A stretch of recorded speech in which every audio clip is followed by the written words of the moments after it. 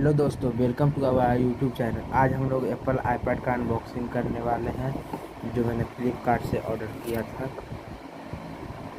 तो चलिए इसका जल्दी से जल्दी इसका अनबॉक्सिंग करते हैं।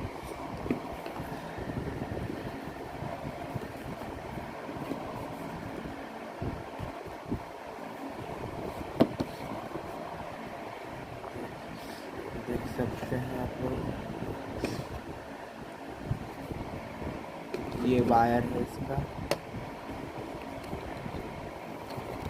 और ये चलिए देखिए इसमें क्या है। जल्दी से जल्दी और इसमें एप्पल का दिया हुआ स्टिकर जो साटने के लिए, और ये कुछ पढ़ने वाला है जो हम लोग बाद में पढ़ लेंगे। अब इसके साइड रखते हैं।